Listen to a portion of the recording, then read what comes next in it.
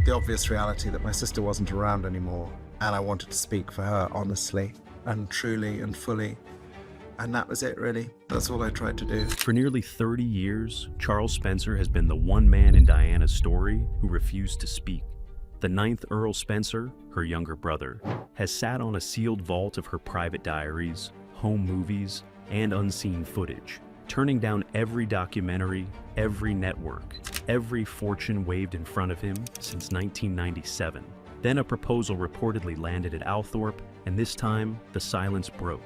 By all accounts, what he said in reply ran to just 4 words, and it has quietly detonated through the royal family. Tonight, for the first time, you find out why. The locked gate. Tonight, you are going to hear all of it. The proposal that landed at his door, the vault he has guarded since the night before Diana's funeral, the guilt running underneath every decision he has made, the letter he reportedly sent to Prince William, and the question the coverage keeps stepping around. What happens now that the gatekeeper has walked into the light? Charles Spencer has been sitting on one of the most valuable private archives in modern history for nearly 3 decades. Home movies no one has ever seen, handwritten diaries, page after page in Diana's own hand, unseen photographs, footage of a princess before the world ever learned her name. And through every documentary, every anniversary, every streaming deal, every network pitch, he has never once unlocked that vault. Not for money, not for legacy, not for a single one of the hundreds of producers who have come knocking since 1997. Think about the media economy built around Diana. Her face on magazine covers, her dresses behind museum glass, her image on stamps, on perfume bottles, on nearly every book about the modern monarchy. A whole commercial architecture built on one woman's tragedy. And Charles Spencer has never laid a single original brick into any of it. Every Diana documentary you have ever seen was cut from the same recycled public footage. He has never loaned the originals, not to the BBC, not to ITV, not to Netflix or Amazon, or any American network that came calling. So ask the one question almost nobody asks. Why turn down that much money to protect one person's memory for that long? The vow. To answer that, you have to know who Charles Spencer actually is. When did you last think about him?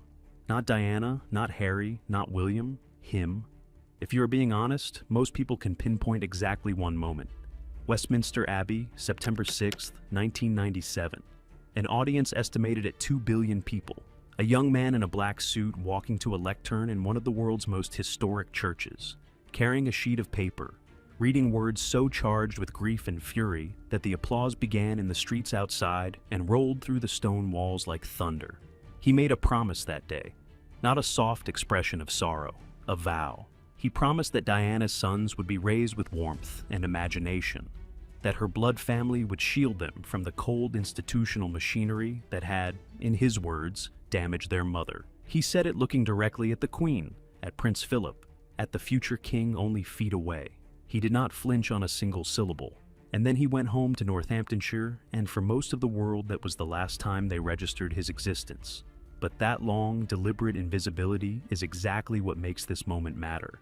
Because for every year since, Charles Spencer has done something almost no one else connected to Diana has managed.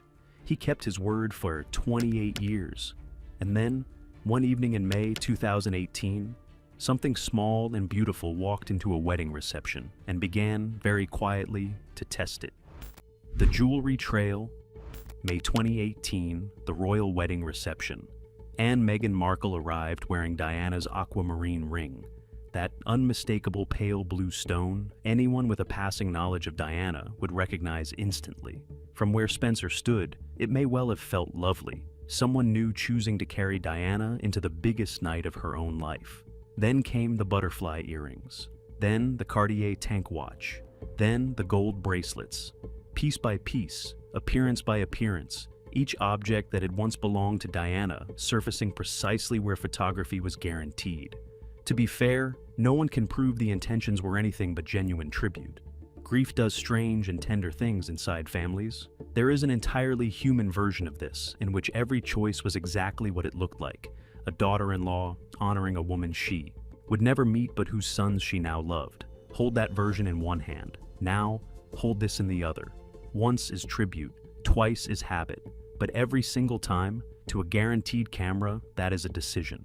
And the man at Althorp was watching. Before we go further, one quick thing, because it matters for everything ahead. If you want the real reason behind this story, and not just the surface, subscribe now, because the rest of this turns on a private guilt Charles Spencer has carried for 30 years. The thing that actually explains every locked door at Althorp. It is the part almost no one tells.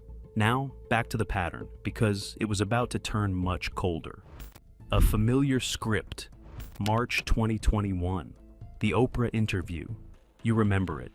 But picture it the way Charles Spencer reportedly watched it, alone, in the house where Diana grew up. Low golden lighting.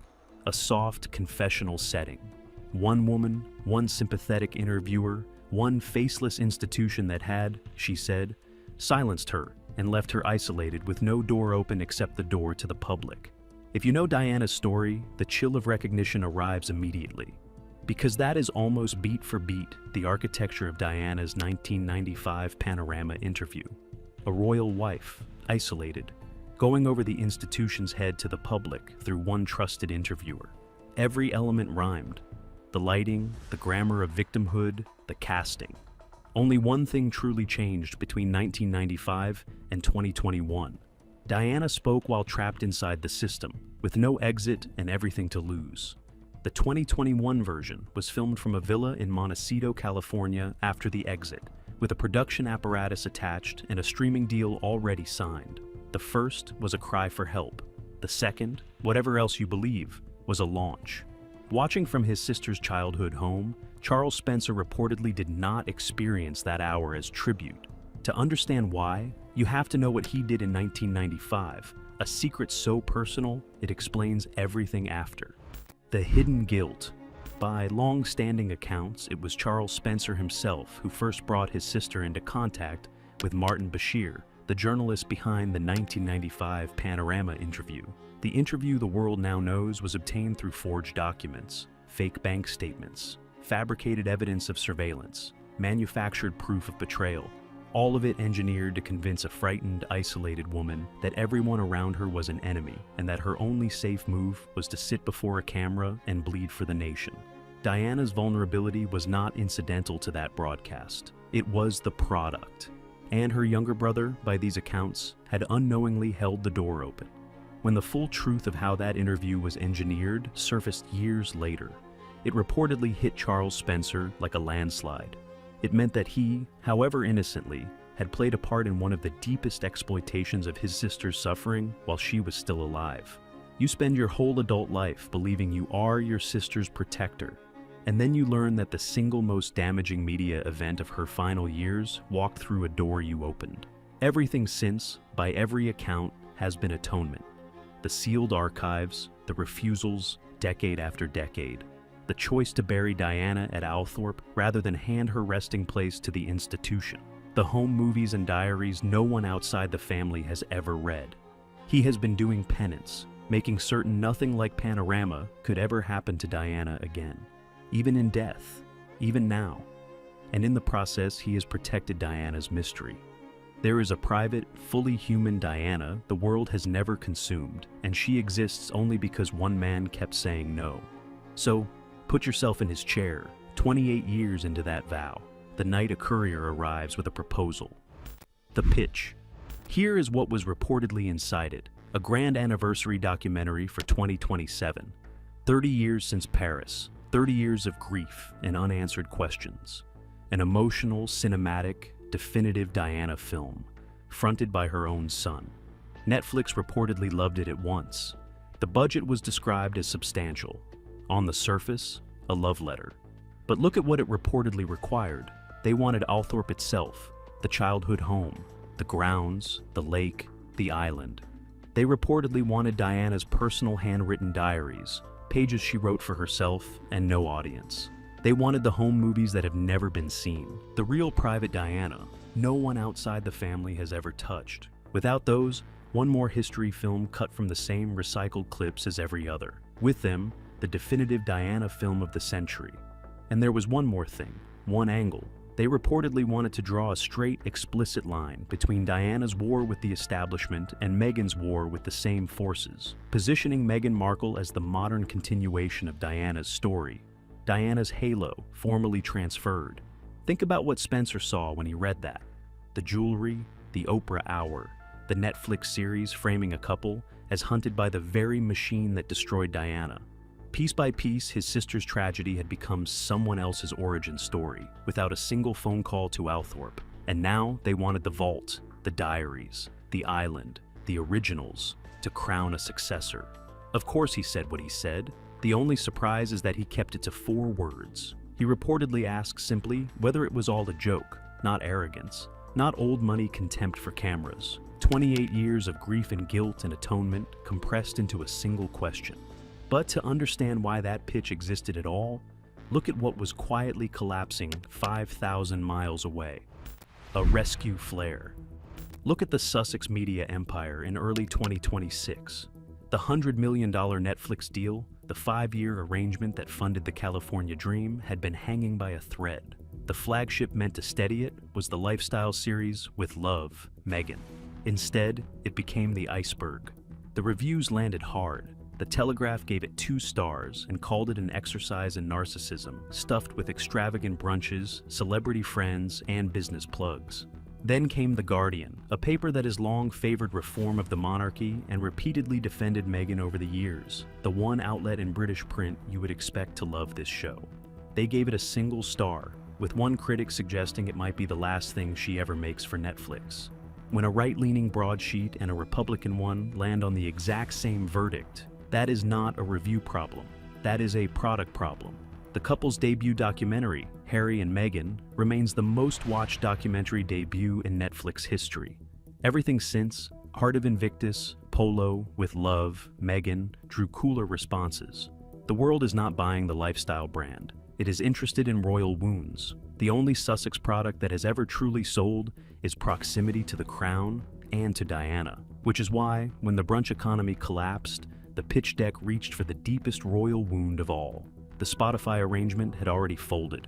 American Riviera Orchard was not gaining traction. The Netflix deal was reportedly due to expire, renewal, anything but certain. According to royal commentator Ian Pelham Turner, losing Netflix would be a major blow, one it would be immensely hard to recover from. So, look again at what that documentary really was. Not a passion project, a rescue flare.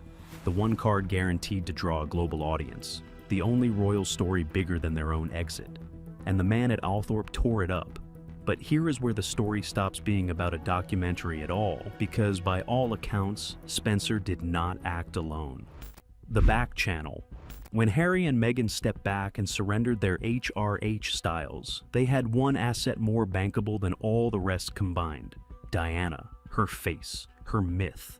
They had been trading on a brand without a license because the licensor, the keeper of the archive, the owner of the originals, was a 62-year-old man in Northamptonshire nobody in the operation had thought to consult.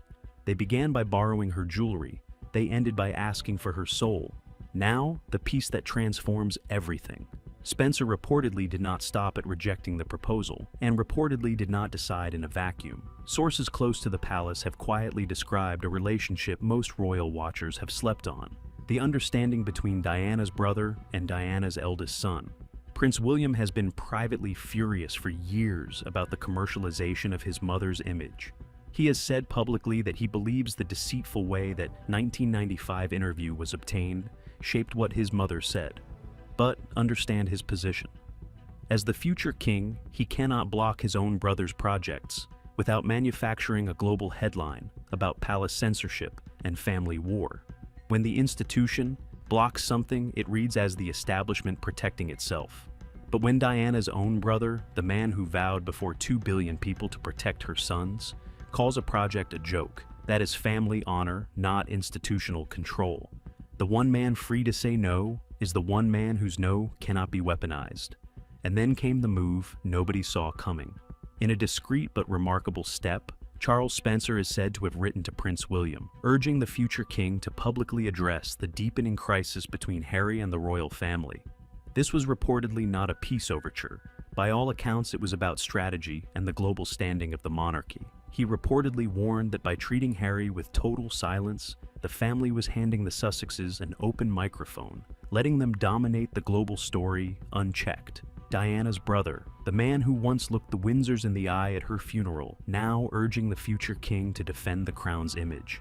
And that leaves you and me with the hardest question in this whole saga, the one with no clean answer. Both sides. Before you pick a side, weigh both. Those backing Spencer and William argue Diana's story has been told across thousands of hours over 30 years, that turning her memory into a content pipeline risks trivializing her death, that a 30th anniversary should be private reflection, not a premiere with a marketing plan attached. Harry's defenders raise a case that deserves a real hearing too. Diana shaped both of her sons equally. Harry carries a dimension of the record no one else alive can supply. What it was actually like to be her child, to hold her hand through hospital wards and homeless shelters, to lose her as a boy, and carry that loss in full public view for the rest of his life. He was 12 years old when he walked behind her coffin in front of the entire world. Nobody can take that from him. Nobody should. So stand in both pairs of shoes before you decide. Imagine you are William, and the most painful event of your childhood is being scheduled as a content drop, packaged in boardrooms you were never invited into, by people who will profit from the worst day of your life. Now, imagine you are Harry, told that the story of your own mother, the woman who took you to homeless shelters to teach you what your privilege was actually for, is somehow not yours to tell. Both of those positions hurt. Both are human. Both are true at the same time. Because this was never really a fight about a documentary. It is a fight about ownership, about who gets to tell a story that belongs, in equally legitimate ways, to more than one person. The real villain does not live in Althorp or Montecito or Kensington Palace. It lives in the machinery wrapped around the grief, the apparatus that looks at a mother's diaries and calculates their streaming value. Which brings us to the one fact that settles everything and settles nothing. The gate stays shut. Diana was exploited once by a man with forged documents and a camera. Her brother has decided she will not be exploited again by a man with a streaming deal and a rescue plan. The vault at Althorp stays shut, and in a media landscape built entirely on doing the opposite, that silence has become the loudest thing in the room. Not a documentary, not an interview, not a press release, just a locked gate and a man who refuses to turn grief into contempt. What happens next belongs to Montecito. Whether Netflix walks away for good, whether Harry makes that trip to London alone, whether William, prompted by the man who once looked the crown in the eye, finally breaks his own silence. The moment anything moves, we will talk about it here first. So subscribe now so you do not miss it. But before you go, I want your answer to the question this whole story leaves on the table. Is it ever right to spend Diana's legacy as currency, even by her own son? Was Charles Spencer right to slam the vault shut? Or does Harry's grief give him a claim no gatekeeper, however principled, can override? Tell me in the comments. I read every single one, and I genuinely want to know where you land on this.